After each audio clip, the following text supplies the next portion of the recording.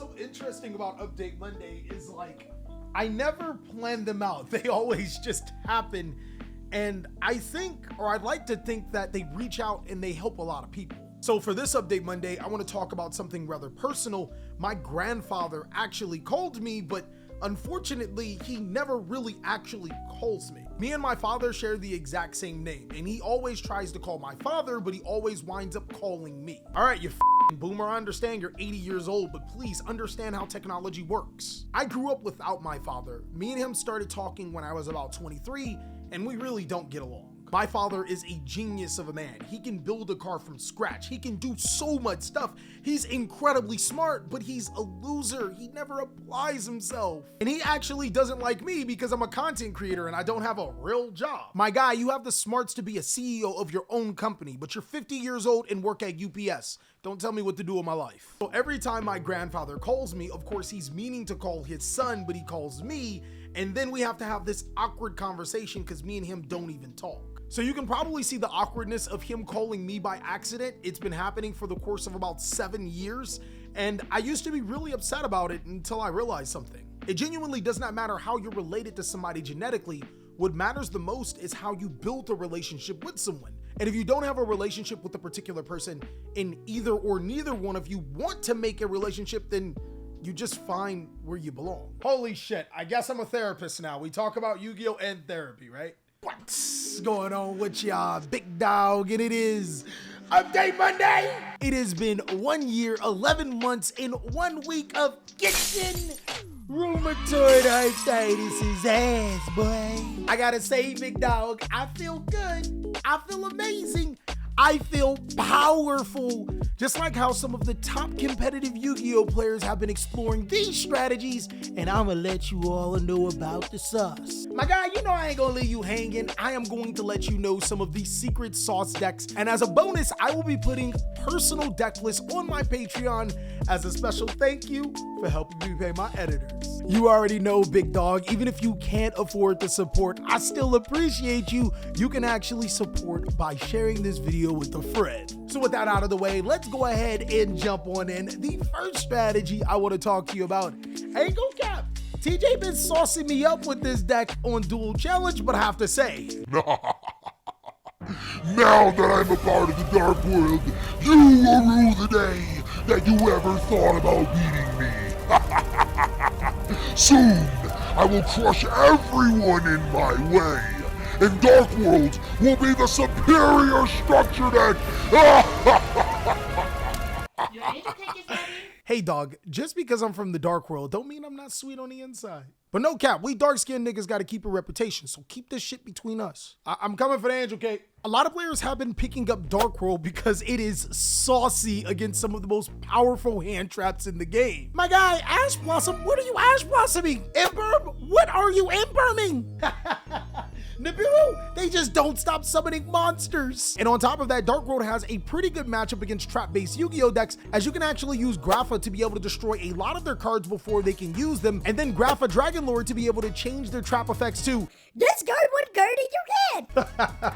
Holy shit, you did yourself, you know that, right? Players not only figured out that Dark World has a really good hand loop by summoning Cerilli to your opponent's side of the field and forcing you to discard Silva, since your opponent used the effect of Cerilli, Triple Tactics Talents can be used. And Triple Tactics Thrust. Dark World is a structure deck that took a little bit of time to thrive, but it really is an up-and-coming strategy.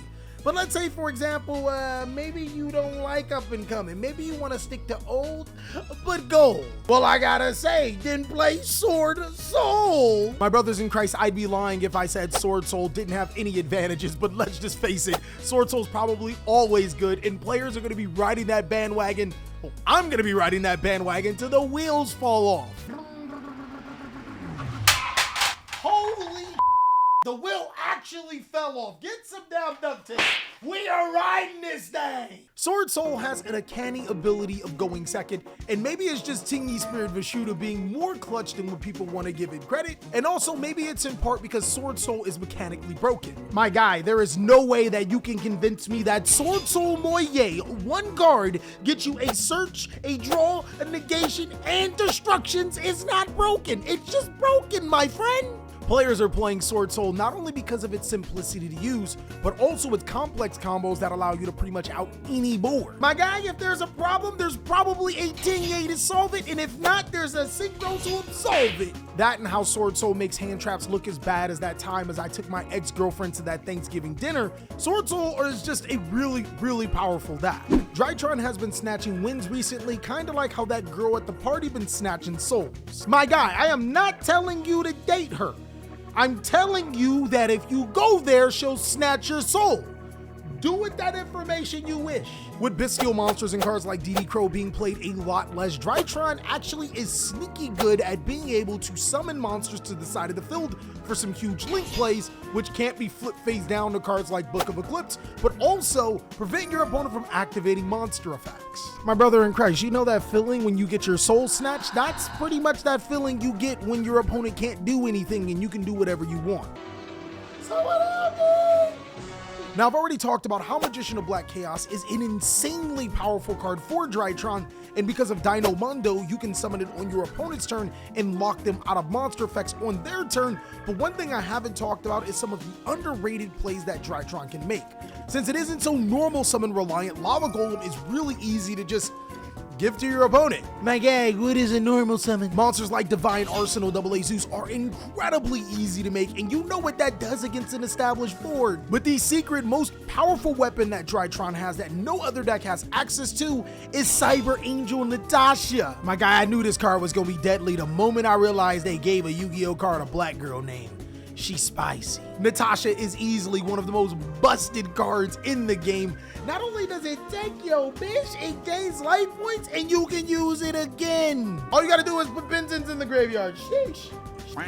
Next thing you know, they're gonna make a bin 11. Game's gonna be over. P.U.N.K Therion is also an incredible Yu-Gi-Oh deck, using the P.U.N.K monsters to be able to synchro summon into Jam Dragon Drive to be able to search hand traps like Ghost Ogre, but the Therion engine is actually incredible. My guy, it provides a whole new layer of spice for the deck, being able to summon some really good Therion monsters that serve as negates and interruptions and allowing you to clear boards. Basically what I'm saying is if you ever get D-Barrier, you just summon your Therion monsters and let your opponent theorize why they even sided the card against you. Of course though, P.U.N.K Therion still hits the theme. Normal P.U.N.K is susceptible to a lot of hand traps, but because of the Therion monsters, you can make Therion King Regulus before your 5th summon, or to be able to stop a hand trap that wants to stop your important choke point.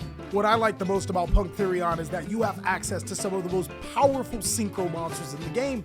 Of course, you get your standard Bron de Flor, but also being able to synchro summon into Amazing Dragon to clear boards, or special summon P.U.N.K monsters from your graveyard, and then when all else fails, just summon Psychic and Punisher. My life points lower, huh? You think that's a bad thing, huh?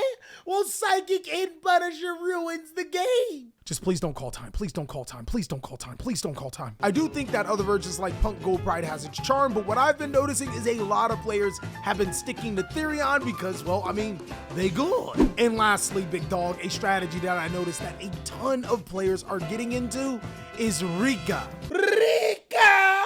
Listen here, listen here, listen here. Rika these nuts! Players have been playing Rika because, well, obvious, every single deck on this list does dodge hand traps the way that I've been dodging child support. But the really good thing about Rika is that every single one of your cards become Lava Golem when Rika Konokonos on their field in a format where everybody needs a Lava Golem. My guy, talk about putting yourself in the right place at the right time. You want your stuff tributed, I know, because I activated Rika Konko. Plus, Rika has some really sneaky plays like summoning Cactus Bouncer to prevent you from being Kaiju, and summoning Notorio Rose Whip alongside of Therion King Regulus to prevent your opponent from using spells and traps for the rest of the turn. My guy, Regulus negates effects, not activations. After it negates that first one, no mas. The crazy thing about every single one of those decks that I just mentioned is that they've been topping over the course of the format and they're extremely powerful. But of course, big dog, if you have some secret spice decks, I really want to hear what you have to say. Let me know down below in the comment section. But until then, you can check out these other videos as I'll catch you on the next one.